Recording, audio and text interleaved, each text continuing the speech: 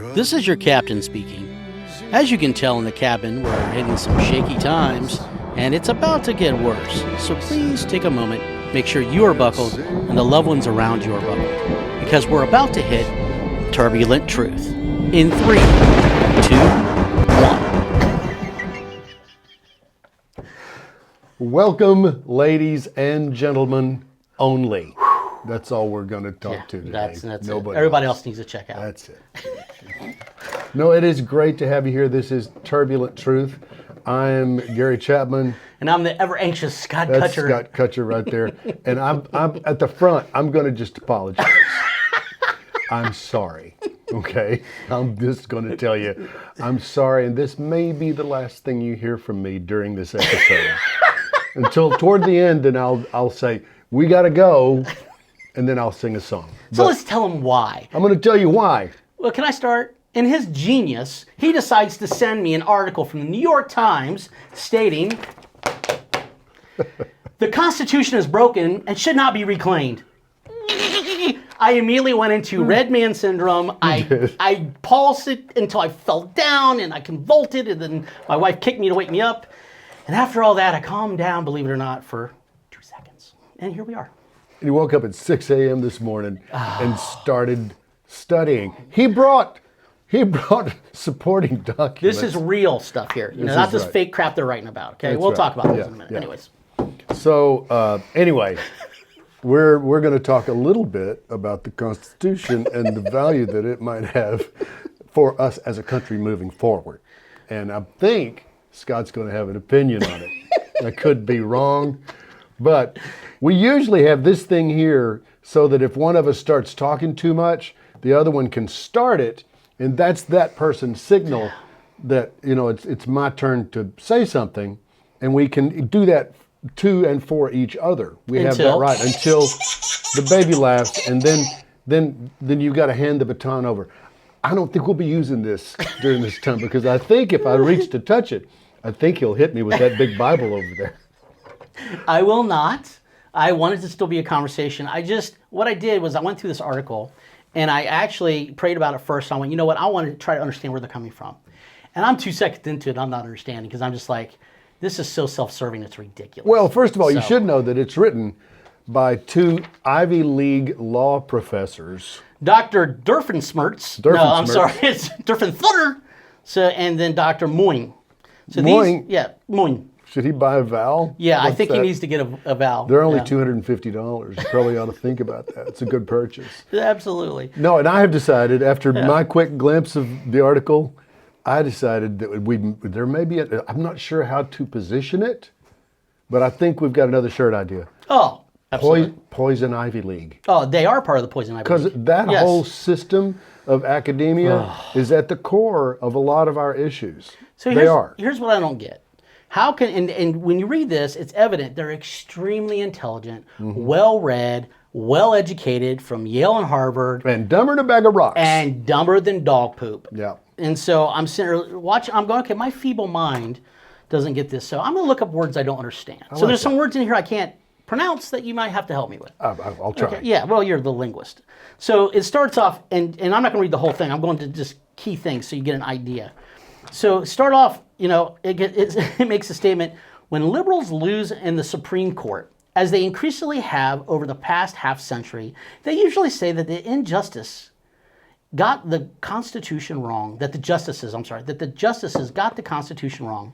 But struggling over the Constitution has proved a dead end. The real need is not to reclaim the Constitution, as many would have us do, but instead to reclaim America from constitutionalism. So to sum that up from what I heard you say, it's basically we can't get the Constitution to say what we want it to say, so let's get rid of it. Well, the first thing, yes. And the first thing to me goes, who are these guys?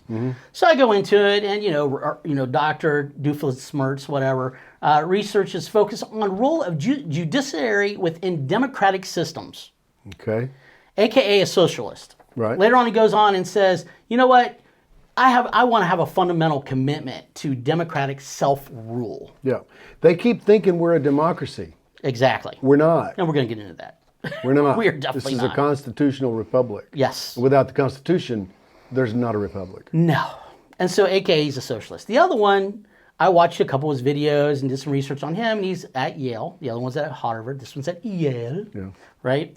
And his whole thing, his whole premise is his areas of interest is legal scholarship, including international law, human rights, the law of war, and legal thought in both historical and current perspective. And macrame. AKA an Obama fanboy. Okay, so he is like, he's got Obama all over his stuff. Of course he does. He's a fanboy. Yeah. Okay, so going down further, I'm like, okay, now I understand who these guys are. You know what? I'm going to, if it's okay with you, go. We will post a link to where you can download this or just go look at it and read it yourself because it's crazy. Is it a big long link or do I need to put it right there? You're gonna have to put it right there. I just did. Here we go. I'll give you some more premise. The idea of constitutionalism is that there needs to be some higher law that is more difficult to change than the rest of the legal order. Having a constitution is about setting more, here's one of those words. How do you say that? Yeah. 1 second, I'll break out the old spectacles. Sacrosanct. Thank you. It's most sacred-ish. And I looked up the definition because I'm a simple man that speaks in simple terms. Most sacred and holy, or treated as holy if immune from criticism or violation. Exactly. Rules, so that kind of, excuse me, that kind of rule that the ones that legislate can pass day to day. So in other words, they want to be able to just pass whatever they want day to day and not have to go through a formal process that makes sure that everyone's rights is instilled and intact. That's what they want. Not be bound by this higher power document. No, so here's what they believe. They believe that human beings are more suited to rule over other human beings. Slavery, anyone? Godlessness, anyone? Exactly, which to me is also slavery. So anyways, so then they go on. So you can see where they're going with this, right? But constitutions, especially the broken one we have now, inevitably orient us to the past and misdirect the present into a dispute over what people agree on once upon a time, not on what the present and future demand for and from those who live now. This aids the right, which insists on sticking with what it claims to be an original meaning of the past. So here's my take on it. If you don't like it, amend it. It's in the Constitution, idiots. You can amend it. And here's what it takes to amend it because they're too stupid to realize they can do that. The Constitution provides an amendment process that may be proposed either by Congress with 2/3 majority vote in both the House of Representatives and the Senate, or a constitutional convention called by 2/3 of the state legislatures. Right. But see, that sounds like work. Well, I guarantee you these guys are lazy as... Right? I didn't finish that. They're lazy. Yeah. They're just lazy. They want the easy way. Well, their way isn't working according to the Constitution, so they want to redefine the way so they can get what they want. Sure. They're also very greedy. So it goes on, blah, blah, blah, blah, and then down here it says, since the Supreme Court began to drift in the 1970s, drift right, I'm sorry. So since the Supreme Court started to drift right in the 1970s, liberals have proposed better ways of reading the Constitution. Better ways of reading. So I'm like, okay, wait a minute. So the drifting right they're speaking of, that was kind of necessary because if we do a little history lesson, what happened in 1964? The Civil Rights Movement. Absolutely. And then the 70s was Roe v. Wade, 73. So that after that, there was a little bit of a need to drift right. But what's funny is that they're talking of the struggle that happened from 1964, right? And it was still not enforced all the way yet. They were still having issues. Sure. So the tipping point to gain support was the assassination of Martin Luther King, which we all know, in 1968, 2 years away from what they're talking about. Without the drifting right or proper interpretation of the Constitution, would we actually have progressed this far to eliminate slavery to this degree at this point? No, considering the KKK was, who started it? Oh, the Democrats. Yeah, that's right. Mr. Byrd and all them guys. Anyways, so that kind of got me a little fired up. I'm like, are you freaking kidding me? So let's stop there. What are these guys? What's the theme already? Already for me? Yeah. I've stated and I'll restate. They're lazy. These guys want everything their way or no way. Yep.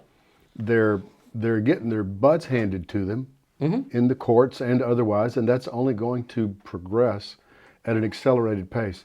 Imagine how these guys are going to feel after November 22. Oh my gosh. They're going to lose their ever-loving mind. These guys are going to explode. And I'm not saying we should blow them up because that would be wrong. I'm saying their heads are going to explode when they realize the corner that their hatred and anger and stupidity has driven them into. But they have solutions for it. Let's wait. Let's go on. Okay. They have solutions. Oh, one more quick observation. Absolutely. Their problem is they're wanting to make laws kind of on the fly as they need them, as society and their needs change. Well, they want to do that without a covering of a more permanent document. Let's say what they're missing. These permanent documents that they're wanting to completely change, these are based on this. The Bible. These people are godless, evil idiots. We will not relent. We will not bend. No. Good luck. Right? We kind of have something on our side called an entity of God. But anyways, so number 3. One reason for these woeful outcomes is that our current Constitution is inadequate, which is why it serves reactionaries so well. Yeah. Starting with the text that is famously undemocratic, progressives are forced to navigate hardwired features like the Electoral College and the Senate designed to impede this cracks me up. Designed to impediments, to risk. I'm getting wound up. You are wound up. I love it. Redistributive change. So I'm like, okay. I looked it up first of all because I just want to make sure it made sense to me, and that to me was redistributing my wealth and stuff. Sure, and it is. Guess what? Where did it come from? So I looked it up. The root of the word, a quote, end quote, I would not be able to sit at lunch counter and order as long as I could pay for it, and that'd be okay. But the Supreme Court never ventured into the issue of redistribution of wealth and more basic issues such as political and economic justice in the society, quote unquote, Obama. Right. So this whole premise really got popularized and pushed to the front through him. Sure. And He's always been about that. And everyone's latched onto it. So all they care about is redistributing everything to be equal and equity. You know, and you know when they're lying to you, their lips are moving. But the other thing is, remember the phrase that Obama would always use when he's talking about the Constitution? It's a living document. It lives, it moves, it breathes, it grows. It's a living document. The irony of that, it's a living document they want to kill. Yeah. Yeah. Hello? Good point. Now, to go on, such exercises in progressive constitutionalism. I'm like, what is that? I'm getting that in a second. Communism is what that Pretty is. much. Yeah. Call on Congress and other non-judicial actors. So now you see their play because they're both lawyers. They want the legal system to be more political. So we now can, And non-judicial players. Yeah. Antifa, BLM. Exactly. Non-judicial actors to claim some amount of authority to interpret the Constitution for themselves. As you should. Right? Yeah, sure. What is progressive constitutionalism? A book. Imagine. They have manifestos everywhere. Sure. By Robin L. West. After much intellectual speak in the book summary, here's what I found. Progressive constitutionalism urges a substantive, institutional, and jurisprudential? Jurisprudential. Thank you. Reorientation. I'll keep the glasses on. Reorientation of our understanding of the 14th Amendment, Right. one that would necessarily be pursued through congressional rather than judicial channels, in doing so with attention to history and both feminist and critical race. Yeah. Well, you know what? At least they're telling it. It's not like they're trying to sneak up on us. They're not, but at this they're point. wrapping it in so much speak that sounds good, and we should do something that people aren't digging into it. That's the problem. You know who started that kind of circle speak? Let's say a bunch of things that nobody completely understands, but it'll sound pretty and enticing. The snake in the garden. Why, yes, he did. Yes. Speaking of snakes, I speak snakies. I know what they say. Snakies. That's awesome. So it's funny because, they go on with that statement, or I'm actually pontificating going on. I say, it should reinvigorate our politics and our constitution conversations, perhaps point us towards a more justly society, is what, they're saying. That's what they're saying in that book, right? So it is a breath of fresh air. Another thing they say, they go on some stuff and then they go, it's a breath of fresh air to witness progressives offering bold new proposals to reform courts and shift powers to elected officials. Okay, so you don't want the rule of law, but you're lawyers. You want to rewrite the law to fit you, and then you want to politicize it so now politicians can do your bidding. Right, that's it. Interesting, okay. Again, they're trying to supersede the judicial branch to gain more centralized power instead of utilizing the system properly and in a truly democratic way. Okay, so some more stuff.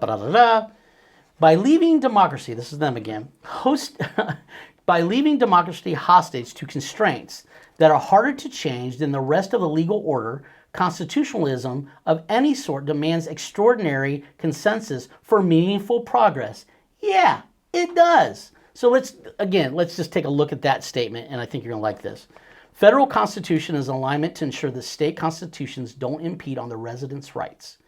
We've got to remember that the states are the parent and the federal government's the child. Yeah. They're there just to make sure. These guys don't want that. No, God, they no. don't want that. So if that's the main purpose of the federal constitution, is to align it with the states to make sure they don't go too far. Okay. So the real mechanism for change, guys, relies on the state's constitution.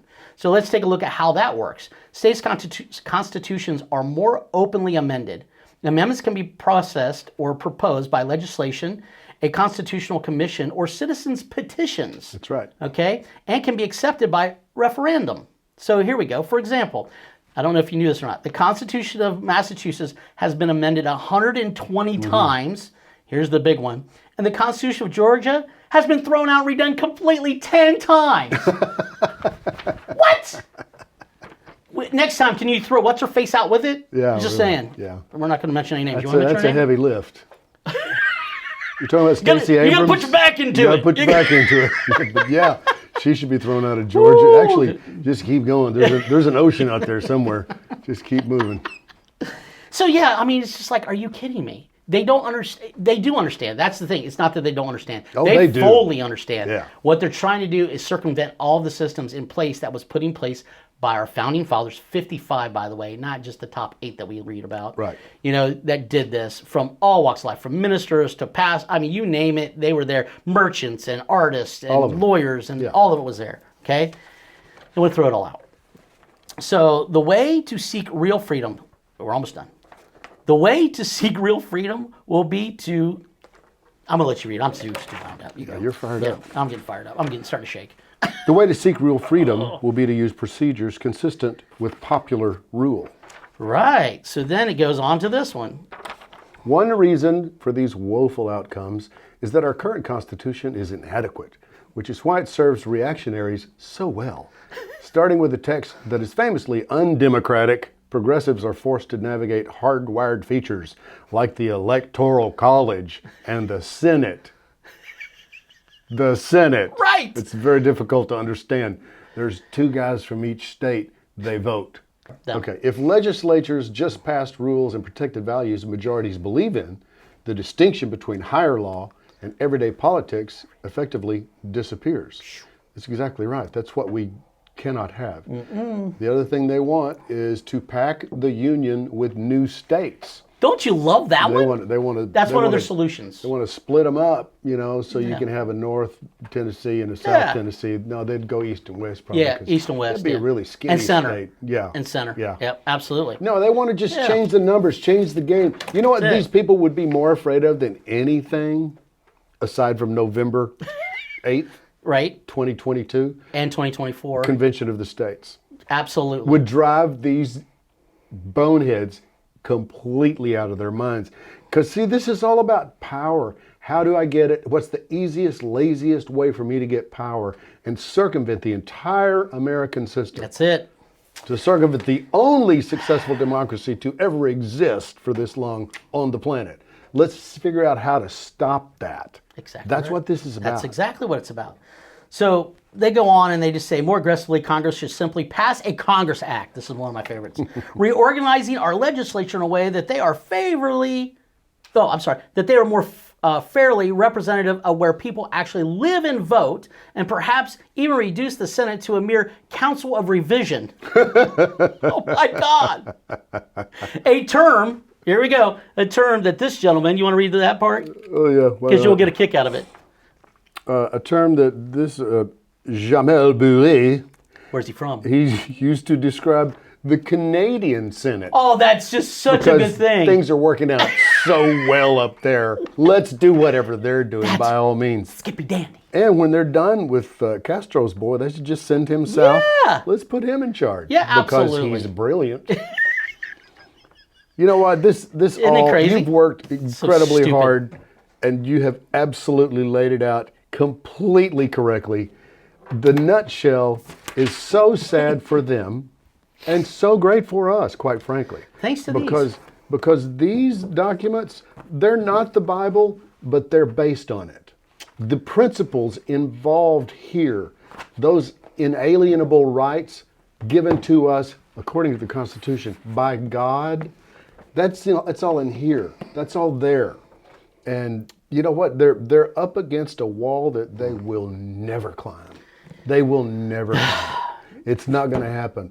I promise you, Jesus is King. And these guys, I feel for them. I pray for them. I beg mercy on their heads because they need it. They do. They need They really do. enlightenment. They need delivered. They need to be They need delivered. delivered. They need to be filled with the Holy Spirit. They need to get their eyes open because they're blind idiots at this moment. And it's very sad. And they think they're so smart and so well educated that they know what's best for everyone. And so what's really sad about it is they're so deceived that they literally believe I am doing the right thing. They do. But what they don't take into account that our forefathers were brilliant because God inspired them through the Geneva Bible to write this. Yeah, and who inspired this? Who inspired this? No. Who do you think inspired that stuff you just threw over? All that New York Times article does is highlight. Imagine, think about this. This is the New York Times. Yeah. Okay? For them to not only allow, but to really push out this particular editorial, Kind of crap. it speaks to the level of desperation that the enemy is feeling right now. Oh, yeah. They know it's coming. They know it's coming. Yeah. And it's not November, folks. It's not. That'll be a part of it. It's going to be awesome. I'm going to have a big party myself. Absolutely. But that's not what it's about.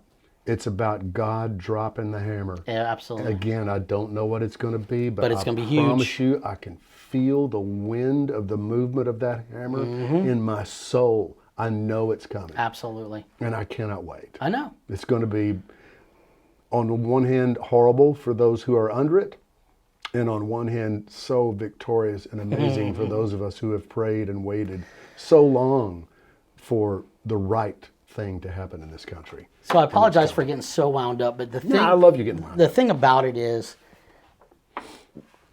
it's not a love of country, it's a love of God that ordained this country. Yeah. That's what it is for me. Come from a long line of people in the military, almost was myself.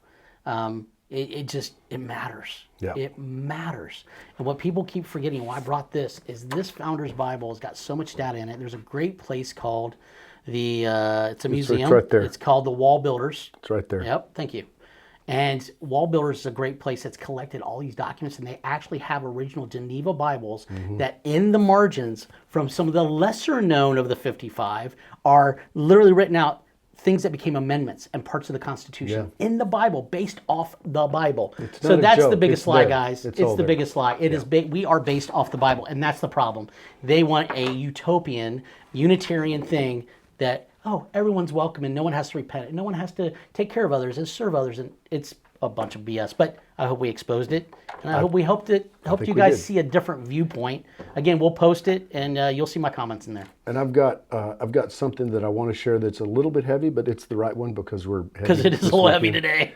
There's a lot of people we're losing, and I've got a song, and I want to share it with you. Grief is a necessary element in the process. This will help you. Until next week, I'm still Gary Chapman. And I'm still Scott Kutcher. And this is Turbulent Truth. Indeed.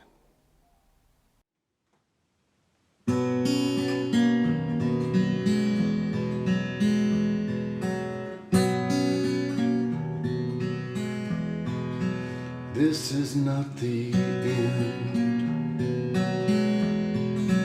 This is not the end. There's more around the corner. There's more around the bend. This is not the end. This is not the end. The home that you have longed for, by now you've entered in. Life has brought you love, mercy gave you life.